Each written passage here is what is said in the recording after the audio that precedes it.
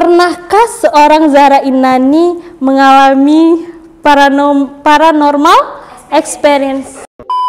Kita diganggu. Kenapa diganggu? Kita ribut banget di sini. Ini rumah dia katanya.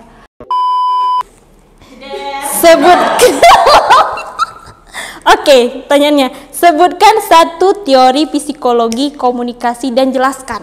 Apa saya UTS hari ini?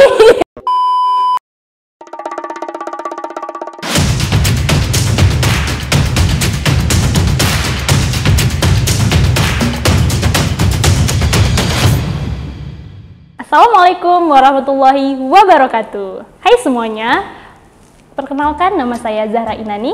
Saya mahasiswi semester 7 Fakultas Usuluddin Adab dan Dakwah YAIN Langsa. Nah, pada kesempatan hari ini saya diajak nih sama teman-teman IBP untuk ikuti games Tanyain Yuks. Oke, nggak perlu lama-lama, boleh ya, langsung saja. Oke, nah ini ada beberapa pertanyaan ya yang mungkin akan diberikan untuk saya.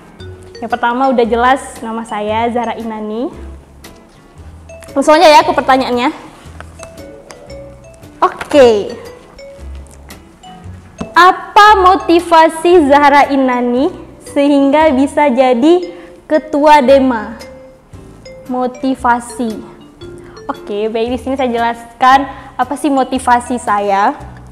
Terutama yaitu motivasi saya ada dorongan dari prodi, terutama ya, ada dorongan penuh dari prodi untuk saya menjabat jadi ketua Dewan Eksekutif Mahasiswa Fakultas. Nah, awalnya saya mengira itu apa, ya kan? Mampu nggak ya, gitu. Nggak ada kepikiran tuh yang jadi ketua Dewan Eksekutif, nggak ada banget gitu ya kan. Nah, jadi ketua prodi meyakinkan kamu bisa, yuk dong naik ke lebih tinggi katanya gitu. Ya awalnya sih saya di himpunan, saya juga menjabat juga awalnya di tahun 2021 sebagai ketua himpunan BKI. Nah, di situ banyak program yang saya buat sehingga menurut ketua jurusan saya mampu untuk naik ke Dewan Eksekutif. Makanya dari situlah termotivasi untuk saya naik ke Dewan Eksekutif Mahasiswa. Dan juga saya lihat di kebijakan-kebijakan di fakultas sendiri itu banyak yang harus kita ubah sebenarnya. Nah, di situ juga memotivasi saya untuk bisa naik ke Dewan Eksekutif. Oke ya, penjelasannya. Next ya. Pernahkah seorang Zahra Inani mengalami paranormal experience? Pernah nggak ya? Pernah nggak ya? Kayaknya sering deh. Mungkin kejadian ini tidak lepas ataupun tidak jauh dari kampus kita ya. Mungkin karena keseringan di kampus ya kan? Iya, karena 24 jam di kampus. Bener, karena sering-sering main di kampus mungkin disuruh pulang ya kan. Kode pulang-pulang, jangan sering-sering di kampus ya kan. Jadi kejadian itu mungkin bisa saya ceritakan ya. Dari pertama ya, oke. Awalnya saya pernah kejadian hal seperti ini tuh di rumah sendiri. Saya kan suka begadang, ya kan, dengan beberapa aktivitas saya, ya kan. Saya kayak mana ya, kalau pagi tuh kayak enaknya tidur aja, siang enaknya tidur, malam kayaknya enaknya berinteraksi gitu ya kan. Nah jadi saking targetnya nih. Target malam. Oke, jadi di jam 3 saya masih buat tugas ya kan. Emang posisi di rumah udah nggak ada orang ya kan, orang pulang kampung, jadi saya sendiri di rumah. Emang udah pernah diingatkan jangan pernah sendiri di rumah gitu, cuman saya ngerasa alah nggak apa-apa sekali. Oke, jadi di jam 3 itu saya lagi teleponan dengan teman saya lagi ngerjain tugas, terus tiba-tiba ada suara orang menangis gitu kan. Nangis lah istilahnya gitu ya kan. Ini siapa gitu ya kan, kenapa sih jam 3 kok masih nangis gitu ya kan, apa nggak ada kerjaan lain gitu. Nah lalu apa habis diputusin gitu. Iya bisa jadi, apa karena udah diputusin nangis jam 3, nggak mungkin ya kan. Terus suaranya kok makin dekat ya, jadi kan jadi kayak apa nih, ini suara apa ya. Terus dalam hati, tolong dong jangan ganggu saya malam ini ya kan, saya lagi ngerjain tugas loh, besok deadline nih ya kan. Terus suaranya makin besar buat saya takut dong. Jadi Nggak lama setelah itu saya lari nih ke kamar, otomatis spontan. Lalu suara itu pelan-pelan hilang. Nah besoknya saya cerita nih sama orang rumah. Mak, ada dengar suara ini loh katanya. Itulah makanya begadangnya lagi kau tuh, katanya gitu ya kan. Begadang lagi ya kau tuh, katanya. Ya gimana, ini deadline gitu, diganggu tuh, makanya besok ya begadang lagi. Terus sekali di rumah. Nah kemarin nih nggak jauh-jauh ya kan, di lab terpadu yang Langsal tentunya. Saya kan suka musik-musik yang kayak darah-darah perjuangan gitu ya kan. Jadi jam berapa ya? Masih jam 8-an gitu lah ya kan. Jadi saya hidupin tuh musik darah juang di lab. Lalu Oh jadi lucu. Jadi ngeri. Oh ya serem ya? Iya, vibesnya serem dong. Lalu setelah saya dengar lagu itu, kenapa kok ada suara orang nangis dalam TV layar besar yang ada di lab itu ya kan? Spontan saya lari keluar dong, ya kan? Spontan saya lari keluar, di luar saya jumpa kawan saya. Sylvia tolong antarkan saya ke pos satpam, saya bilang kan. Kenapa gitu? Ada orang nangis di dalam TV itu gitu kan? Masa iya kata? Iya. Ya udah diantarkan saya ke pos satpam. Lalu di pos satpam, kenapa dek? Pak boleh ke lab? Boleh katanya. Tapi bentar ya, saya teleponan dulu. Posisi saya udah gemeter, ya kan? Kebayang tuh mukanya panik ya. Lalu dari pos satpam menujulah ke lab. Ditanya, kenapa dek? Enggak bang, tadi hidupin darah juang, tapi di instrumen selanjutnya kok ada orang nangis gitu. Oh mungkin setelannya, ya kan? Karena pas udah dikeluarin lagu itu, suara itu masih ada di dalam itu, ya kan? Nah jadi Wawak tuh udah pulang nih, Wak Satpam udah pulang. Hidupin lagi petes gitu ya kan.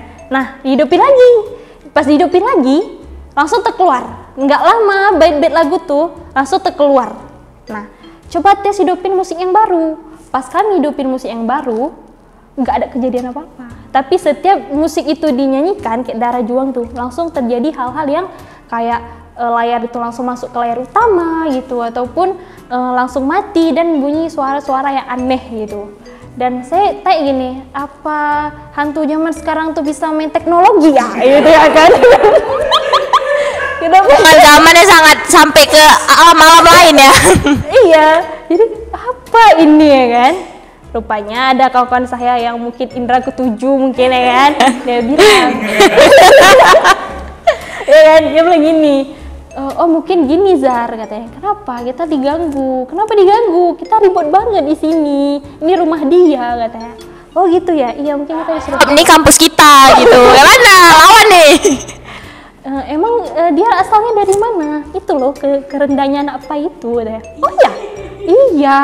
Oh pas yang paling kayak agak bikin pucat itu pasti bilang kenapa mau kemana? Mau keluar nih gitu ya kan. Jangan lihat-lihat ke WC ya katanya. Hello, ini makin deg-degan dong mau keluar dari audit, jangan lihat kanan kiri katanya kan. Ya udah oke, kami keluar. Lalu juga nggak ada kejadian apa-apa. Besok-besoknya kami dapin lagi tuh dari juang tuh siangnya. Nggak apa-apa. Oh rupanya memang teguran ya kan. Jangan asik-asik di situ. Jangan misalkan kita ngomong yang nggak sesuai etika gitu ya kan. Namanya juga udah waktunya mereka mungkin. Oke ya. Oke, seru lagi ceritanya. Kita lanjut ya pertanyaan selanjutnya. Apa nih ya? Seorang Zahra Inani yang friendly pernah nggak punya teman? Pernah punya teman? Pernah nggak ya? Kapan? Waktu di rumah. Serius. Iya, saya nggak ada teman waktu di lingkungan rumah saya. Apa? Di situ posisi nggak ada lagi anak-anak ataupun remaja yang letak saya gitu, yang sebaya dengan saya itu udah nggak ada lagi. Jadi mereka udah nikah gitu ya kan, udah ada kesibukan masing-masing, udah bekerja. Jadi di situ saya berteman tuh sama anak SD, ya kan, sama anak SMP. Gitu. Jadi kalau Tuh gitu diajakin dah. sekarang saya main keler enggak gitu kan. Jadi kalau ditanya nggak punya teman, kayaknya belum pernah gitu. Karena friendly ini udah dari SD, SMP, SMA sampai sekarang mungkin mendarah daging mungkin ya. Jadi saya pernah duduk di tempat tongkrongan lah ya kan, anak-anak zaman sekarang nongkrong ya kan.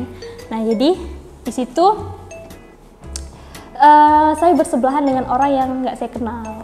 Nah jadi orang itu awalnya berawal dari chargeran, ya kan. Bang tolong chargerin dong, ya kan. Dichargerin nih, ya kan. Nah terus saya masih ngomong-ngomong nih kan sama temen saya, ya kan. Jadi dibilangnya gini, emang kamu kenal katanya? Nggak kenal gitu ya kan. Kan tolong charger aja, oke normal ya kan. Nah terus yang nggak normal itu di mana menurut mereka? Saya bercakap berlebih-lebihan dengan dia. Tinggalnya di mana ya kan? Tinggalnya di mana? Habis itu sekolahnya apa? Hobinya apa? Udah nikah ya kan? Kamu maharnya berapa? Udah sampai ke pertanyaan-pertanyaan kayak gitu. Lalu dibilang mereka gini, kenal? Enggak kenal. Tapi kenapa pembahasannya itu udah banyak banget gitu ya kan? Mungkin enak ngomongnya, kadang nyambung gitu. Kamu aneh. Nah, di situ timbul bahasa kamu aneh gitu. Jadi kalau dibilang Frek, udah terjawab mungkin ya kan. Oke ya.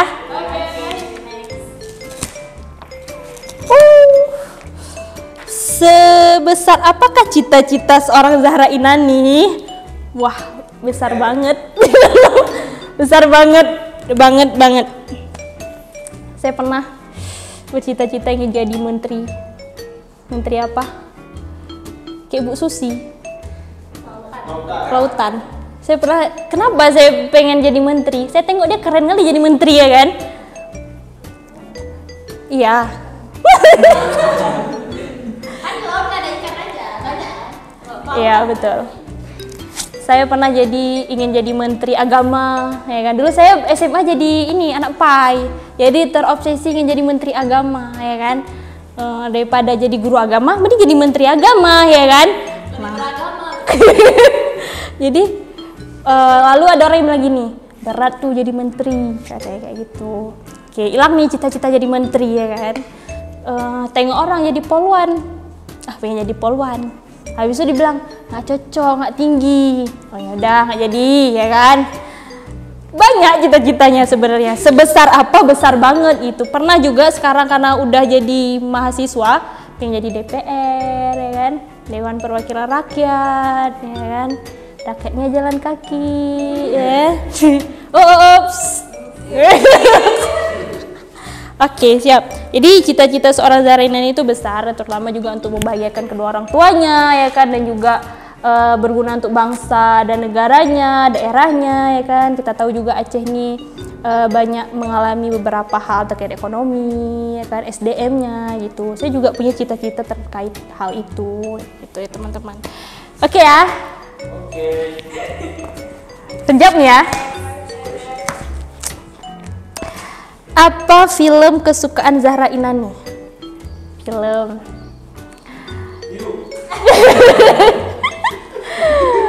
Kalau film, saya suka film yang kayak menceritakan tentang keluarga, perjuangan. Nah, itu saya suka. Film horor juga suka, walaupun saya nontonnya itu sambil nutup mata. Ya kan? Tapi saya suka. Apalagi yang film horor yang apa tuh? Yang lagi ngetren sekarang apa namanya? Apa sih yang ada di bioskop tuh? KKN Penarun. Iguana. Apa lagi? Iguana. Pokoknya gitulah ya kan. Saya juga suka film-film yang lucu ya kan. Nah itu saya suka juga. Saya suka film yang memang cerita akhirnya tuh nggak bisa ditebak. Azab. Misal nanti pocongnya masuk ke dalam yang semen-semen tuh ya kan.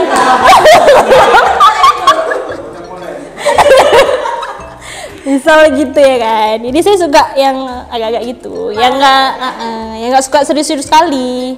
Kalau film keluarga pun nanti saya nangis ya kan, nanti menguras air mata. Oke ya. Bisa dipakai buat nangis mantan. Aduh, mantan pun nggak ada, ya. Oke, lanjut ya. Boleh lanjut nih? Ya, lanjut. Oke. Sebut. Oke, pertanyaannya. Sebutkan satu teori psikologi komunikasi dan jelaskan. Apa saya UTS hari ini? Apa saya harus UTS dari sore hari ini? Oke. Kok saya teringat Pak Dedi ya? Oke, baik. Kalau teori psikologi yang saya ingat itu otomatis Sigmund Freud ya, tentang psikoanalisis ya, yang menceritakan tentang AIDS, terus apa lagi, ego dan super ego. Itu sih yang saya ingat selama saya udah 3 tahun, mau 3 tahun lah saya kuliah di sini. Itu sih psikologi yang saya ingat. Oke ya. Apa insecurities orang Zahra Inani? Apa ya? Secure, pernah kan?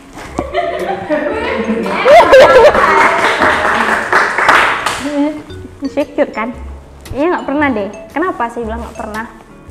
Dulu mungkin saya SMA pernah, tapi semenjak saya kuliah mungkin nggak pernah lagi. Kenapa? Banyak hal-hal negatif yang timbul dari insecure ini, teman-teman. Dulu awalnya saya insecure kenapa ya? Nggak cantik ya kan? Terus fashionnya biasa aja, karena teman-teman saya tuh fashionnya wow gitu ya kan, kemana-mana gini gitu soalnya. Saya enggak itu. Siapa saya ada insecure-nya juga, tapi dikit gitu. Jadi waktu ditanya, pernahkah saya ini insecure? Nggak pernah gitu ya kan, karena saya mensyukuri apa yang saya punya ceritanya. Jadi kalau ada judge dari orang tuh gimana cara menyikapinya?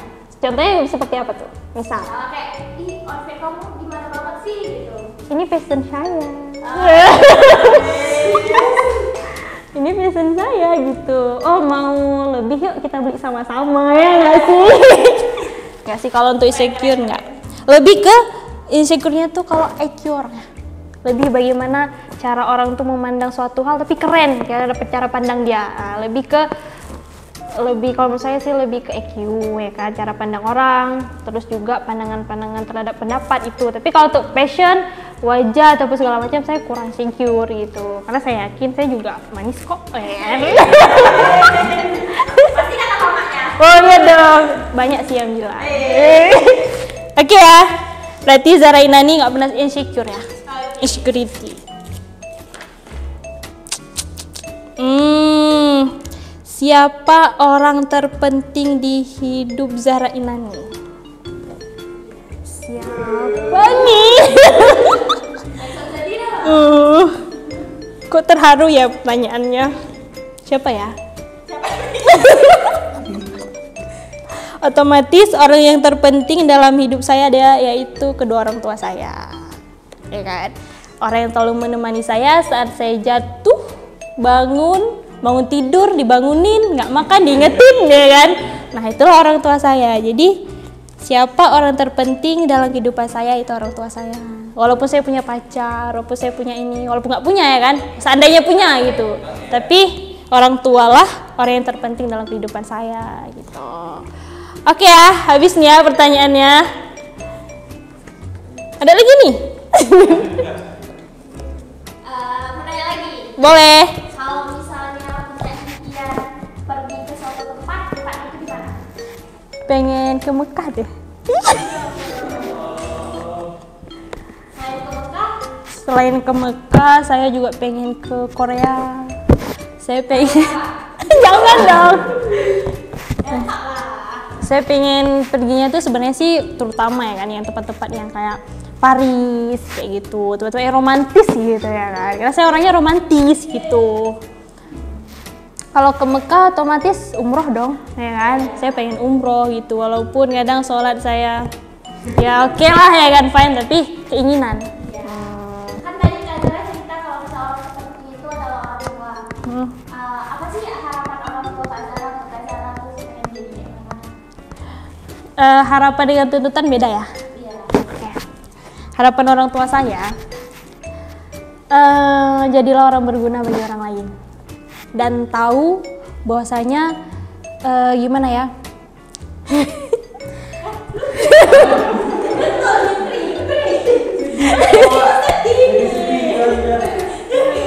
Misalnya itu jangan sedih gitu loh, pengennya sedih gitu. Nah, Kalau harapan orang tua tuh pengennya saya tuh jadi orang yang berguna dan juga tahu ini orang tua loh, jangan nanti kita tuh sikap dengan orang tua, dengan orang yang lebih tua tuh sikapnya kita sama rata, jangan gitu. Jadi pengen harapan orang tua juga nggak muluk-muluk kamu harus segini, enggak.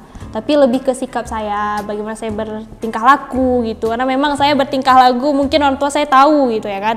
Nah itulah harapan dari beliau gitu.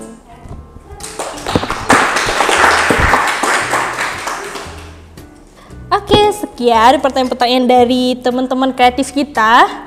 Ditanyain Yuks ya kan. Nah jadi jangan lupa like and subscribe YouTube IBP Entertainment.